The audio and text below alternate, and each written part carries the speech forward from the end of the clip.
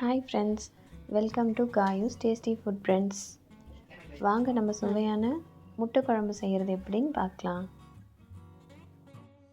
ஒரு கடாய் எடுத்துக்கலாம். அது நல்லா ஹீட் ஆனதும் 1.5 டீஸ்பூன் அளவுக்கு எண்ணெய் சேர்த்துக்கலாம்.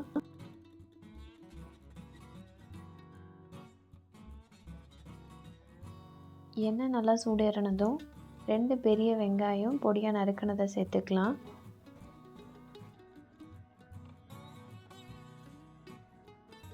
ஸ்டீல் கடாய் யூஸ் பண்ணிங்கன்னா அப்பப்போ வதக்கி விடுங்க, இல்லாட்டி அடி பிடிச்சிடும்.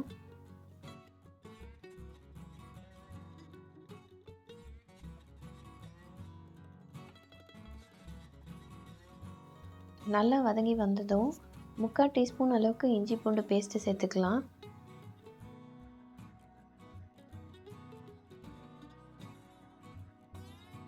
இஞ்சி பூண்டு வாசனை போக வதங்கினதுக்கப்புறம் 3 பெரிய தக்காளி சேர்த்துக்கலாம். கூடவே கொஞ்சம் கருவேப்பிலை.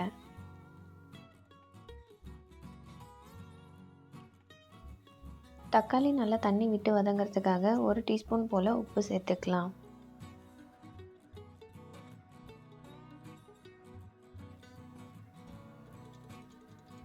கொஞ்சமாக மஞ்சத்தூள் சேர்த்துக்கலாம், 1/4 டீஸ்பூன் போல். இதெல்லாம் நல்லா கிளறி கொடுத்துட்டு ஒரு 3 நிமிஷம் போல் மூடி போட்டு வேக வைக்கலாம். தக்காளி வெந்து வரட்டும்.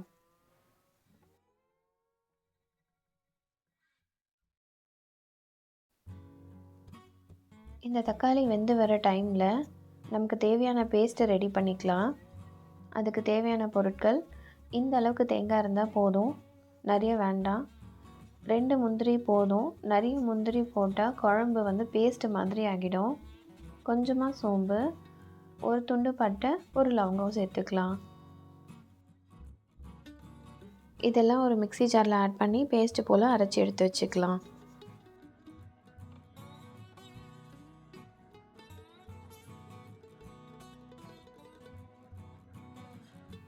மூணு நிமிஷம் போல் ஆயிடுச்சு. இப்போ நம்ம இதை ஓப்பன் பண்ணி நல்லா கிளறி கொடுத்துக்கலாம். 1.5 டீஸ்பூன் போல் மிளகாத்தூள் ஆட் பண்ணுறேன். குழம்பு மிளகாத்தூள் 1:2ங்கிற ரேஷியோவில் மிளகாத்தூளும் தனியாத்தூளும் அரைச்சி வச்சது தான்.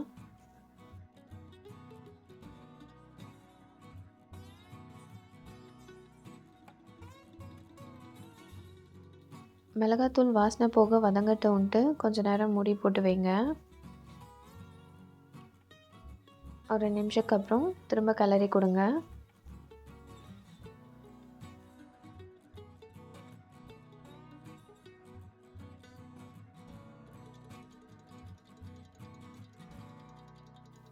மிளகாய்த்தூள் நல்லா வாசனை போக வதங்கினதுக்கப்புறம் தக்காளி எல்லாம் நல்லா மேஷ் ஆனதுக்கப்புறம் 1.5 கிளாஸ் போல் வாட்டர் ஆட் பண்ணிக்கலாம்.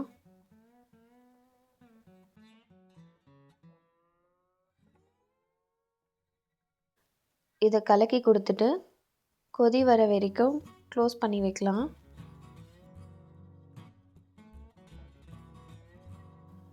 நல்லா கொதித்து வந்ததும் நம்ம அரைச்சி வச்சுருக்கோம் இல்லையா தேங்காய் பேஸ்ட்டு, அதை சேர்த்துக்கலாம்.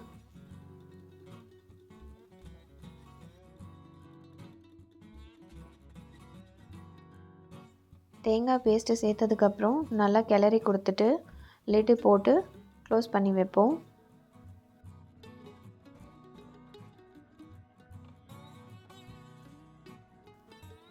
கொதிக்கிற சவுண்ட் வந்ததுக்கப்புறம் ஓப்பன் பண்ணி இதில் உப்பு காரம் டேஸ்ட்டு பார்த்துடலாம்.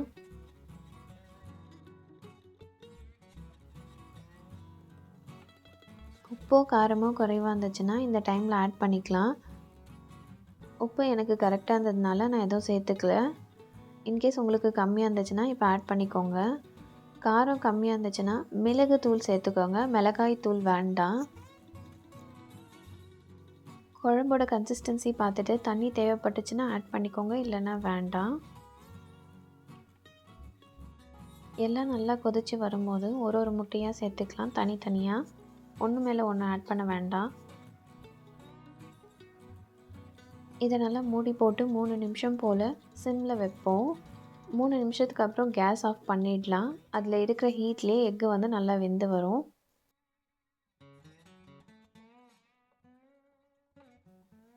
அப்புறம் நம்ம ஒரு 5 நிமிஷத்துக்கு அப்புறம் ஓப்பன் பண்ணி கொத்தமல்லி தழை மட்டும் தூவி விட்டு திரும்ப க்ளோஸ் பண்ணி வச்சிடலாம். இதோட சர்வ் பண்ணும்போது ஓப்பன் பண்ணிக்கலாம். நம்ம சுவையான முட்டை குழம்பு தயார்.